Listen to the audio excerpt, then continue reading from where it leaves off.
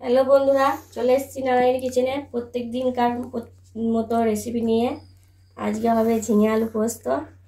এই দেখুন, আলু কেটে রেখেছি, ঝিঙে আলু পোস্ত। দেখুন এবার ঝিঙে আলু পোস্ত আমি কী করে বানাই।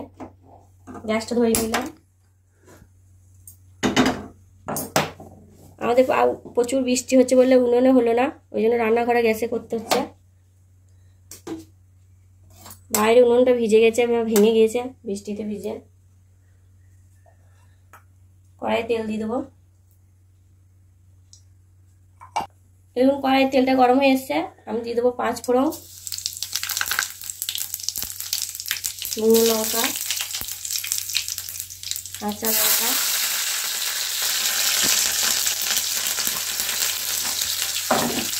কেটে রাখা আলুগুলো দিয়ে দেবো।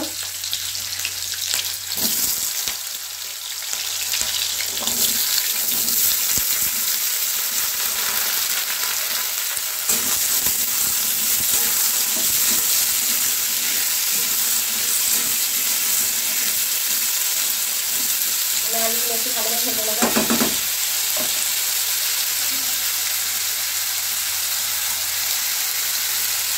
দেখুন আলুগুলো লাল লাল করে ভাজা হয়ে গেছে। এবারে ঝিঙেগুলো দিয়ে দেবো, কেটে রাখা ঝিঙেগুলো।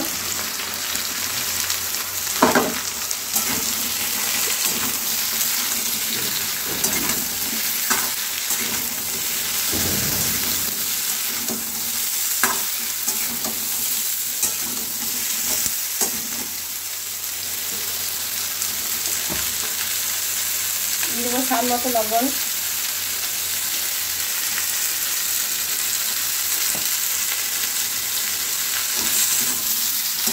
নাড়াচাড়া করে নেবো।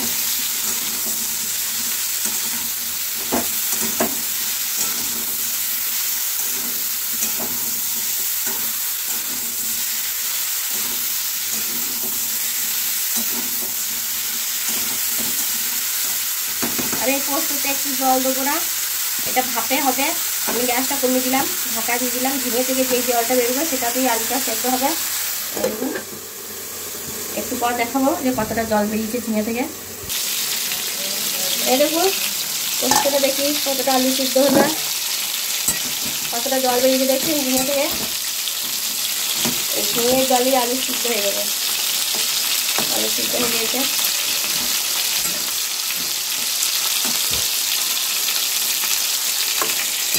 এক ফোঁটা জল না দিয়ে এইটা আলু সিদ্ধ হলে কত সুন্দর পোস্তটা খেতে লাগবে জানেন। আর জল দিলে আলুতে পোস্তটা ঝিঙেগুলো সব জল খেতে হয়ে যাবে। আমি একটু গ্যাসটা বাড়ি থেকে জলটা শুকিয়ে নেবো।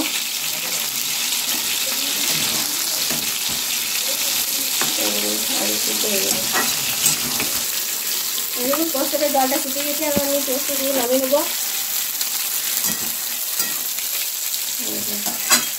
একদম মাখা মাখা হয়ে গেছে।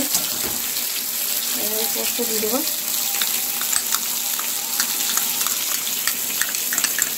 পোস্তটা লাল হয়ে আছে, আমি শুকনো লঙ্কা দিয়েছি একটা।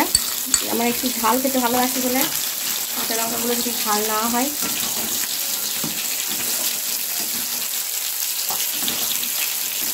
আর এইদিকে একটা শস্য করে আওয়াজ পাচ্ছেন, এইদিকে উনুনে মাছ ভাজা চলছে।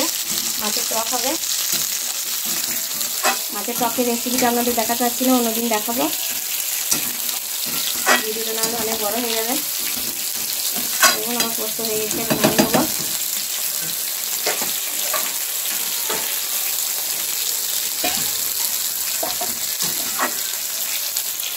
এরকম পোস্তটা আমি নামিয়ে নিয়েছি।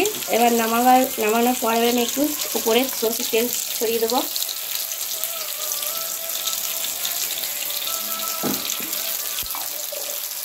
কমপ্লিট পোস্ত, ঝিঙে পোস্ত।